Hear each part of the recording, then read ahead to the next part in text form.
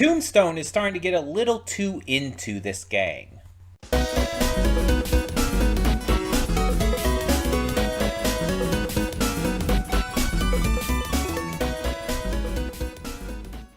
Hey everyone, welcome to Princess Gay. I'm your host Connie, and today we're here with episode 6 of Your Friendly Neighborhood Spider-Man. And yeah, we have two very different kind of conflicts going on with our main characters right now. While Lonnie is starting to actually find kind of a home and, positive reinforcement and whatnot within this gang that's clearly making him feel good, he's taken upon the name Tombstone and is really starting to actually become part of the gang rather than be forced into it to save his brother. We have Peter as well, who is getting more into the hero work, having more of this connection with now the people who know he's Spider-Man, both Norman and Harry Osborn, but he's kind of neglecting his relationship with Nico, who doesn't seem to have much in the way of other friends besides him. I mean, there's kind of Pearl and Lonnie, but they're more associates with her. I wouldn't call them actual full-fledged friends like she is with Peter. And the thing is, I don't think she has a problem with hanging out with others as well. But one, we know she doesn't like the Osborns, so inviting Harry to come to this movie date idea with her in the first place is not a great idea on that front. But also, this was supposed to be a one-on-one thing between them as best friends. They're supposed to go see these this bad movie showing, and it was supposed to be something big for them. It was supposed to be Peter giving his full attention to Nico, and her feeling, important and cared about. We don't know what her home life is. We don't know how things are outside of most of what we've seen. There could be even more reasons for this for these feelings that she's clearly having about it. But it's also I don't think Peter really knows what he's doing here. Unlike with Lonnie, who very much understands what's going on, Peter is just kind of oblivious. He's very smart when it comes to tech and whatnot, but he's kind of dumb when it comes to people. And we've seen this time and time again in various media, in various forms of Spider-Man. But this one even more so, I think. He's very kind of clueless when it comes to this kind of stuff. And this is just a great example of that, because he clearly doesn't understand that what he's doing is wrong.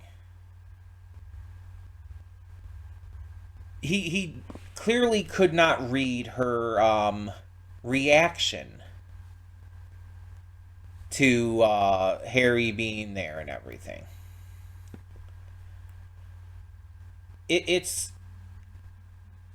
It's a case where she really needs to talk to him about this, and he does really need to listen, because things are kind of starting to get a little out of hand in that regard. And I'm worried as to what will happen if it continues down this path.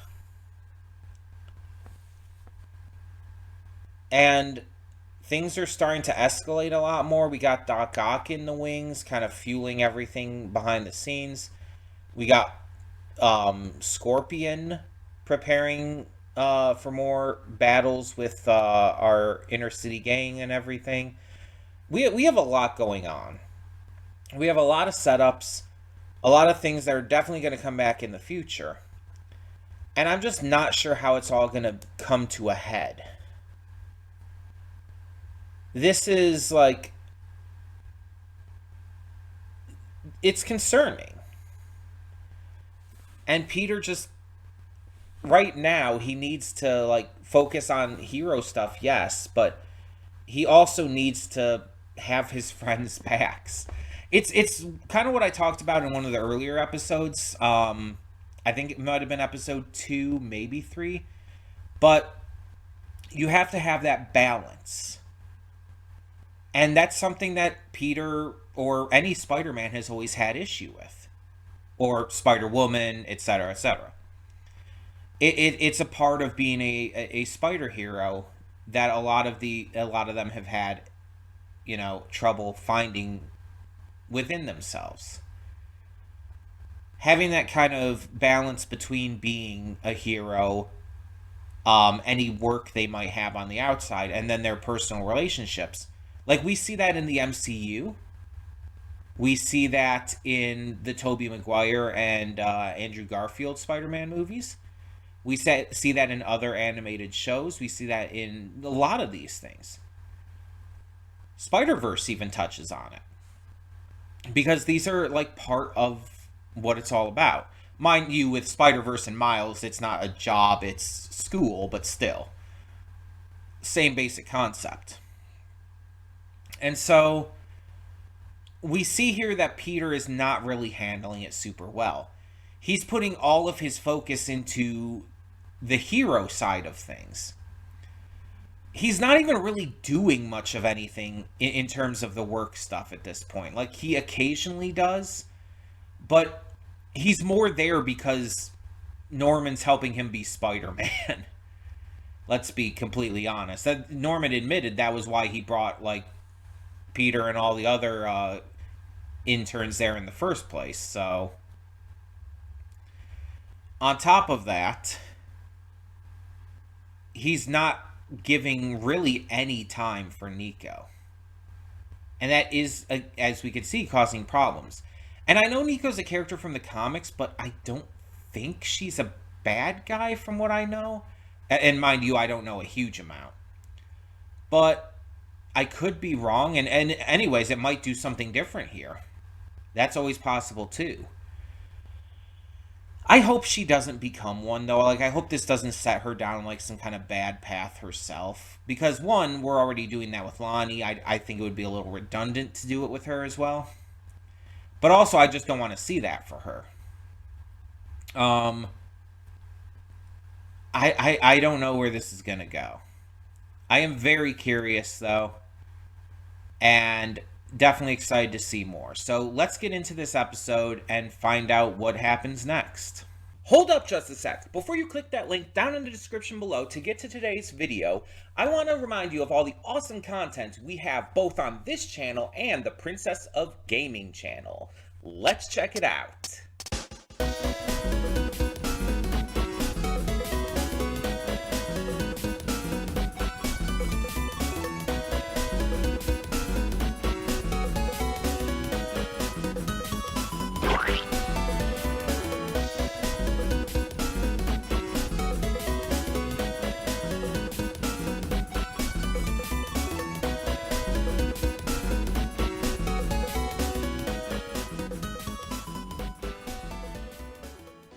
And we are back, and we'll begin with spoilers in 3, 2, 1, now.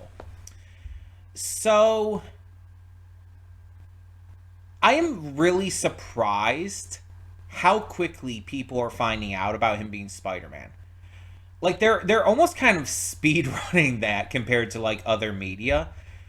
Like, you usually have, like, 1 or 2 people find out at a time.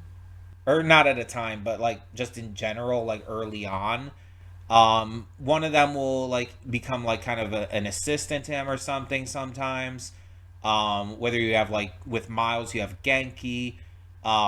In the MCU, with Tom Holland's Spider-Man, you have his friend in that. Jonathan Battlin's character, I can't remember his name right now. But, like, over time, you introduce more and more. With, like, the MCU, it's like,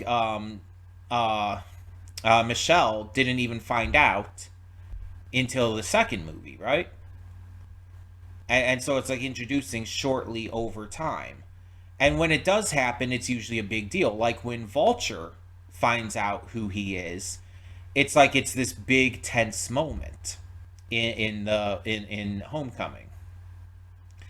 But here it's just like they're just finding out like that. Like, yeah, Norman finding out was a big tense moment. It was a big deal. But then like Harry just finds out randomly. Now he just kind of lets it slip to Nico what's going on. And it's like, all right, what's next? Aunt May? She's just gonna walk in while all this is happening and like find out as well. Because it's like it's just like one after the other, one shot after the other. I think in the MCU, Aunt May finding out about it was just like a end credit joke, wasn't it? Where it's like she just walks in on him like in the Spider-Man office. She's like, "What the fuck?" And then it like cuts off. um, but Nico's reaction to this was absolutely reasonable. Um, because the thing is, Peter has not just been lying to her about this, but he's been like not treating her great. He's been neglecting their friendship a bit, and although she did end up connecting with Harry a little and was having fun and genuinely there was a little bit of a connection there, and that's great. This still it's not what she's wanted. She told Peter she wasn't upset or mad or anything, but she was lying. She was trying to spare his feelings and trying to also like not be mad and upset, but she was. And she had every right to be. Thankfully, Peter did kind of like right away apologize to her about that. It's like, I'm sorry about last night. I shouldn't have done that without consulting you about it. It's like, yeah, that was definitely the right way to handle it. But then, right after going into, oh, well, come to my house tonight along with him, and we'll, try to get you two to be friends as well. It's like the entire idea of like, oh, you're my friend, he's my friend, so you two should be friends too. That is a bad bit of logic. Like, Peter, come on, you're smarter than this. That is terrible logic. Because that's just not how things work. Just because you have two different friends completely separate from each other does not mean that they would be friends. Like, that's just not how people work. Nico and Harry are very different. They have very different views on things, are from very different kind of worlds, really. And we get to see a bit of that too with Nico or with Harry not knowing what raisins are, with him not really understanding tarot at all and thinking of it as a fashion accessory. He is a spoiled rich kid. It's what he's grown up with. And we know that. That was talked about last time, I believe. He mentioned that to Peter, how he like was kind of raised in all of that and didn't really know anything outside of it. And that's not his fault, that's his parents' fault. That's, Norman's fault. But the problem here is that Nico is kind of from the opposite end. She's like, in a foster family. She comes from like a lower middle class situation, and is a modern teen as well. So there's also that aspect of not really being too fond of rich people, which is fair. Now Harry's obviously a good kid. He's not bad or anything, but it's still a fair thought because of how the rich elite tend to treat those who are not rich and elite. Harry's an exception, but she wouldn't know that instantly. And then with all of these issues coming up, with Peter having hidden this huge of a secret from her, she's entirely right to be angry, to feel betrayed. And I think this series is definitely going to go in the direction where Peter realizes how right she is for that, and realizes that he really probably should have told her. But at the same time, there's also the aspect of, you know, he wants to keep her safe, obviously. He didn't want to tell anyone. But also there's the fact that Harry knew. And I think that's what hurts her the most. More than the fact that Peter didn't even tell her. I think she's more hurt by the fact that he told Harry. Which isn't how it happened, and we know that's not how it happened. Harry just kind of walked in on Peter with Norman, and he just kind of found out. But she doesn't know that. She just knows that Harry knew and she didn't. And she feels like she's being left out. She feels like she's being left behind. That her friendship with Peter doesn't mean anything anymore. Because he'd rather be friends with this rich kid. This is hurting her on a very deep level. You have to see it from her perspective. Like, she's thinking that she's losing him as a friend. Again, her only real friend. Like, some people may not understand how big of a deal that is.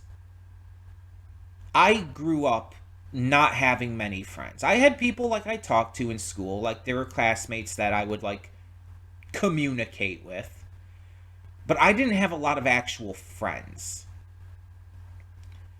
because I'm a pretty timid, shy person by nature. I have a hard time making friends. And most friends that I've made are usually just because of mutual interests or whatnot. Sometimes not even really interests, but like we just happen to go to the same church or something, or the same school, and it's just like, oh, we just kind of become friends because we're around each other for long enough.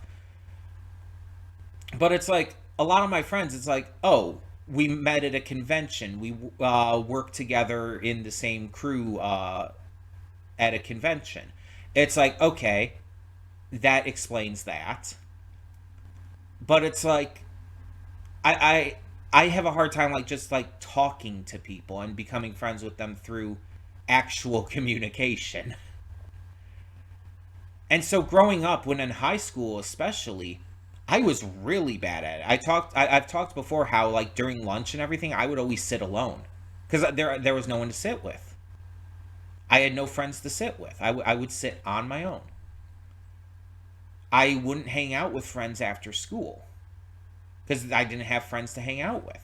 Again, I had associates in school, others I would talk to during classes and stuff who were friendly to me, and I was friendly too.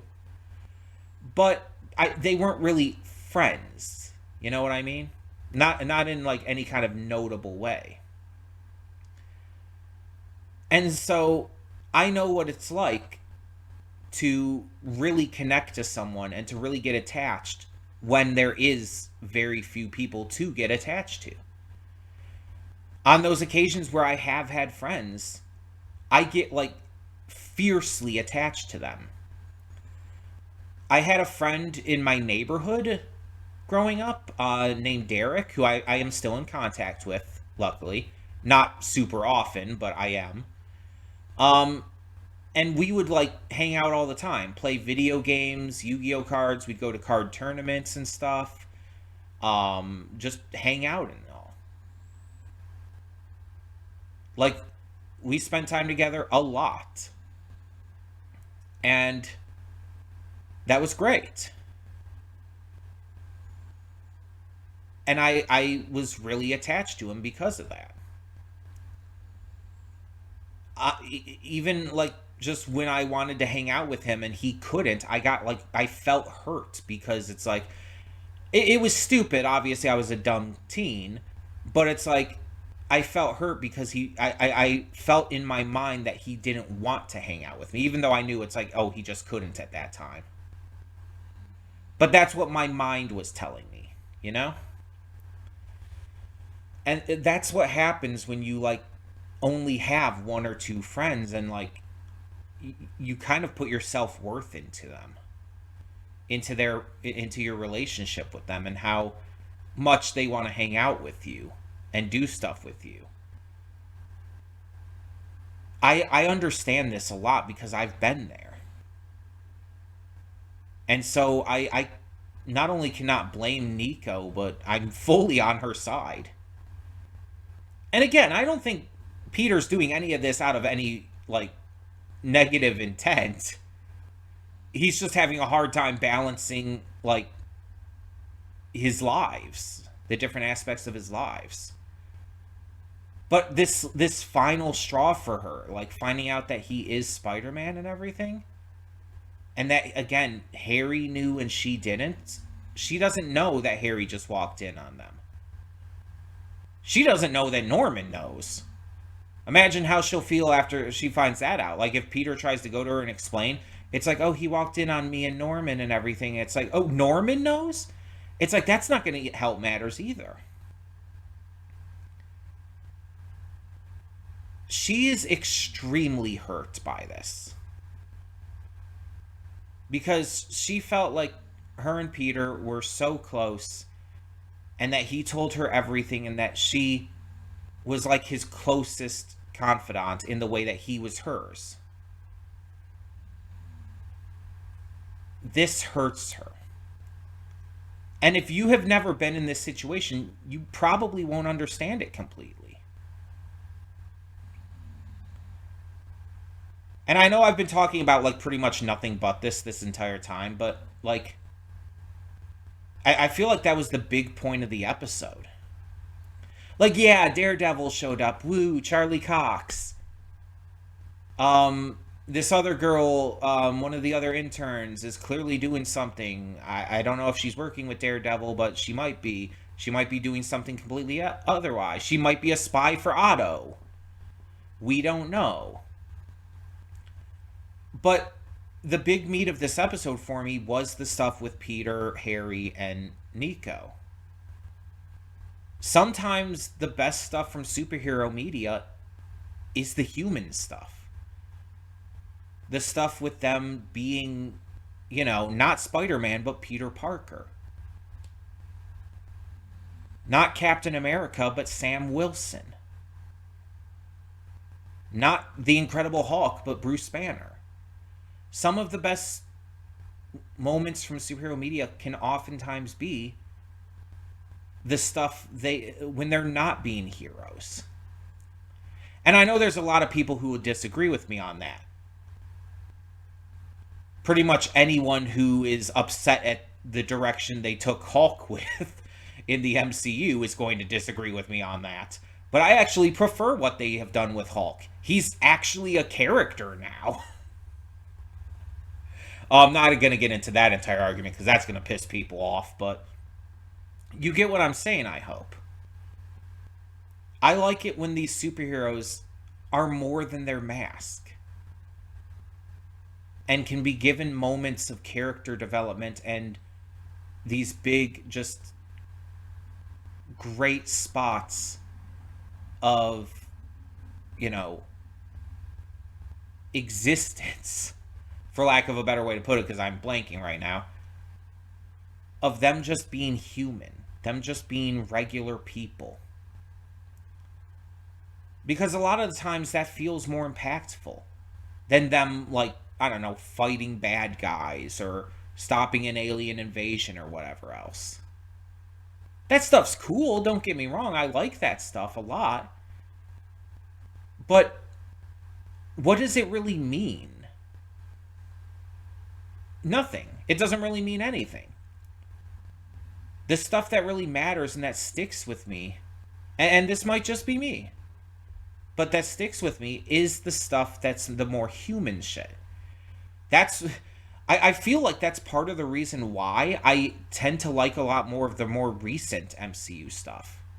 Like, don't get me wrong, a lot of the early MCU stuff had that kind of shit too. Captain America, Iron Man absolutely had the human level shit. Hell, it's a big part of both of their first movies. The first Iron Man movie, like, Tony's humanity is like one of the major factors in how he changes as a person throughout it. And Steve Rogers' humanity in the first Captain America was like part of his, it was like his greatest strength, more so than anything the super soldier serum could give him. But the more recent stuff tends to focus more on that, while the early stuff does focus more on the hero thing. And it just kind of depends on like what you're looking for with a superhero story as to which side you really like more. I tend to like a lot of the more recent stuff because I like the human aspect of these heroes. It's why my favorite of the MCU shows is Falcon and the Winter Soldier, with Miss Marvel very close behind. Why I love MCU films like The Marvels or Captain America Brave New World, etc., etc. And yeah, sometimes like the cool action and superhero stuff is great, like with Deadpool and Wolverine. That was pretty much just nonstop hero stuff and references and, you know, fan service. And that's awesome. It worked for the context of, you know, Deadpool's character. But even those movies have a lot of humanity for Deadpool in them. They humanize the shit out of Wade Wilson's character. Because Ryan Reynolds made sure that they got his character right. And Wade Wilson has a lot of humanity to him. And so it's like, this is the kind of shit I love. And this is why this series is like speaking so well to me, because human aspect with Nico, with Peter, with Lonnie, with all these characters is absolutely nailing it. This is the kind of shit I want to continue to see, not just in these animated series, but in the live action shows, in the movies, etc., etc. And that's why, like, I'm enjoying the route the MCU has taken, focusing more on the human aspect. It feels more real to me. And so, yeah, I really back Nico on this, but I understand Peter's perspective as well. He's not a bad guy in this situation. He's just, you know, he made mistakes. He did things wrong. But he's not a bad guy. The question is, will this completely rip apart Nico and Peter's relationship? Or will he be able to explain things properly enough and let her truly in on things to allow for their relationship to be mended? I don't know. I don't know where this is going. Also, I really should have guessed that with everything we've been seeing for Otto so far, that he would be the reason that Matt Gargan got the Scorpion suit. It's like this entire season, it's like, oh, we find out all of this tech stuff was all because of Otto. Like, that was obvious before this episode. Mind you, it was kind of revealed with Mila, I think her name was, the hot Russian muscle chick. That was kind of revealed with her, the unicorn, if you want to call her that. But still, it's like, I really should have put that together. Because we knew he didn't have the suit yet. He was just Matt Gargan. He's not even really the Scorpion himself yet. His gang is the Scorpions. But I knew, like, in the comics and everything originally, it was Jonah Jameson, right? Like, he was the cause for Scorpion to become as he was originally, if I'm not mistaken. And so it being Doc Ock in this is really interesting. Also, there is the connection in this between Norman and Otto, just like there was in the PS4 Spider-Man game. I think that's really interesting, because I don't think that's always been a thing in the comics, though I might be wrong. I'm not super familiar with all the comics and everything, so I can't say for sure. But I'm really curious as to how far they're going to take that.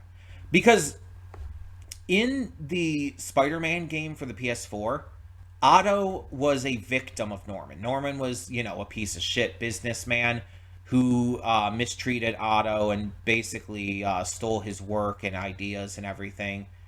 I guess you could say he was basically Steve Jobs, you know, terrible businessman who just stole ideas from everyone else and passed them off as his own, mistreated his employees, shit like that. Um, but yeah, and then Otto ended up, becoming a, very low ranked scientist in New York, working out of a dingy little lab with Peter as his assistant, and became Doc Ock after kind of being driven to insanity because of Norman and everything that happened with that. It was it was a pretty intense and great story for the Spider-Man game. Um, and I'm very very happy that they're kind of like bringing in elements of that here. Though I really want to see Norman and Otto like interact with each other to really see how the relationship goes, because we've only heard this from one perspective. We've only heard this from Norman's perspective. I want to know what Otto's perspective is. How does he see what happened? Because according to Norman, Otto was basically hungry for power and wanted all the credit to himself and everything. But what? How does Otto see it? Because that could be completely different and change the narrative entirely. But we are, at least for now, focusing on Mac becoming the Scorpion. His followers have found out where the where Tombstone and Big D's gang is at. So we're definitely gonna get this big gang fight. We're gonna get like a lot of heavy shit going down these last couple episodes. It's about to get intense. Mind you, there's like 10 episodes of this, and this is only episode 6, so they're definitely setting up for episodes 9 and 10. 7 and 8, I think, will probably still lead into that a little more.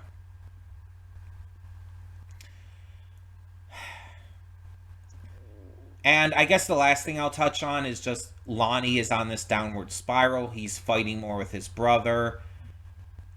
He still seems to be in a good relationship with his parents, but like he's lying to them about still like being in the football team, even though he's now been kicked out.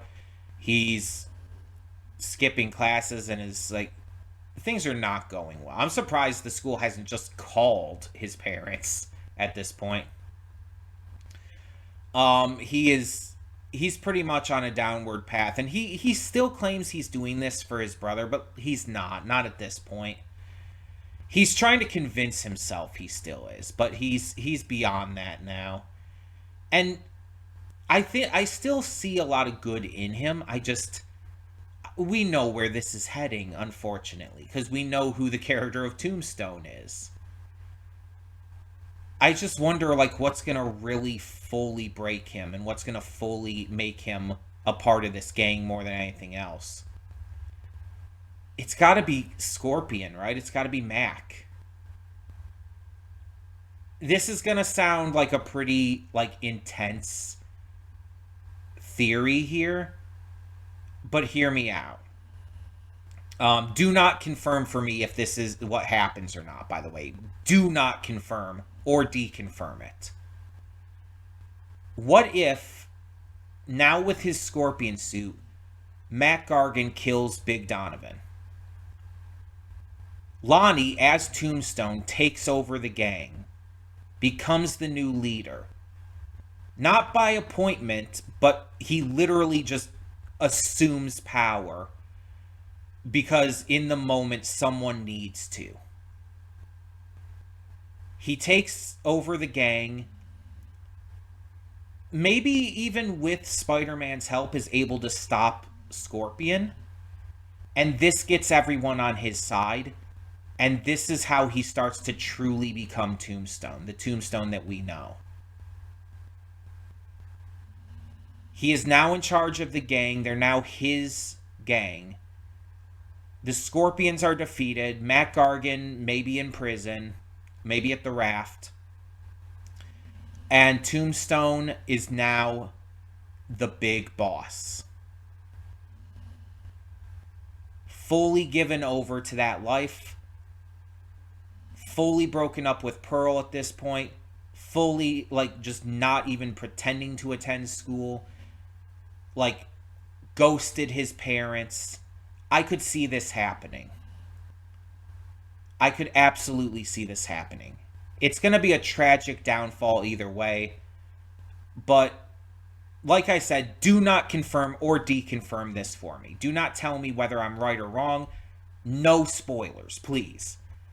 Because if I'm right, I want to see that I'm right as I watch. I want to get excited that I guessed something right, that I theorized something and got it correct. Do not tell me. No spoilers. That being said, thank you so much for tuning in. Let me know your thoughts on this episode down in the comments below. And for now, I'm Connie and I'm signing off. See y'all next time.